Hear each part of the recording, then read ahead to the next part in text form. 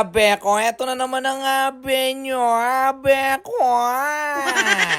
Nakaraan nga araw nga pala, abe ko, yan nga, nag-deliver tayo ng tamales dahil nabitin daw si Kuya John, abe ko. Dahil nga hindi sana yung katawan ko na walang ginagawa, abe ko, yan na nga, nagpa-order tayo ng tamales at saka makapuno yan pastilya, sabi ko. Pagka-deliver ko nga pala kay Kuya John dito sa may Pandakaki, abe ko, yan na nga, dumiretso na ako dito sa may Angeles, sabi ko, dahil marami tayong pa-order na tamales at saka pastillas yan makapuno, abe ko.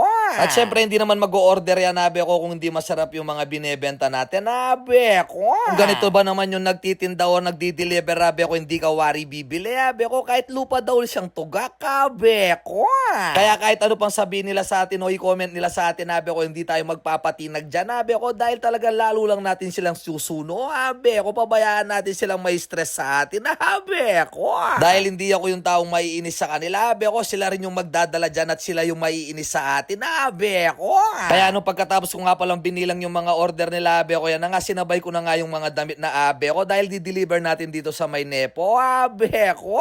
Ito nga pala yung in-order nilang tamales, abe ko, 15 na piraso pero doble-doble yan, abe ko. Hindi lang masarap at malaki, abe ko. Talagang babalik at babalikan mo talaga, abe ko. Tingnan nyo naman yung suporta ng mga nag-o-order sa atin, abe ko. Pinabidyo ko pa yung sarili ko sa kanya, abe ko, dahil wala tayong videographer, abe ko. Kaya ang ginawa ko, ayan, pinahawak ko sa kanya, abe ko. Ngayon, bibigay ko na yung mga order niya, abe ko. Kaya sa mga nag-PPM sa akin o nagko-comment na gusto pang mag-order ng tamales at saka makapunuan pastillas, hindi ko pa po kayo ma-replyan, abe ko, dahil wala pa po tayong mga stock, abe ko. Pagkatapos nga pala natin nakapag-deliver ng tamales dito sa may Angeles, sabi ko, ito, dumiretso na ako ulit sa Angeles Pasibayo, abe ko, dito sa may Nepo, dahil hinihintay na nila yung damit na order nila, abe ko, yung version 1 na, abe ko. Ano pag-uwi ko nga pala sa bayan, na nga, syempre kailangan natin linisan si Bisero, abe ko, dahil bago na naman yung mugs niya, abe ko, ito nga pala yung video na to, abe ko, nung bago tayo may aksidente, abe ko, tignan nyo naman kapogi si body natin, abe ko.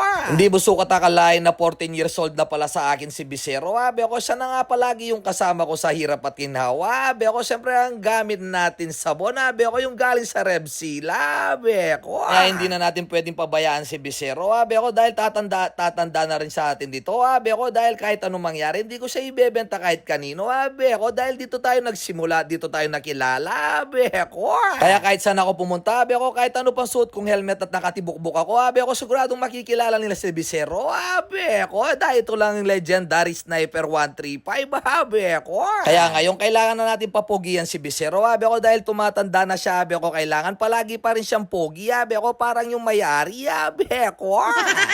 At ngayon, ayan nga pala, ipapakita ko nga pala yung mga pastillas na pa-order natin at saka makapuno, abe ko, dahil galing pa ng Bulacan yan, abe ko, kumukuha ako ng order dyan, abe ko, bagong luto at bagong gawa pa yan, abe ko, kaya kapag natikman nyo yan, abe ko, siguradong mga papiling kayo, abe ko. Kaya maraming salamat sa suporta kay Babsoy at saka sa abe ko Motovlog, abe ko, kaya ingat po kayo palagi, abe ko, God bless, thank you, bye!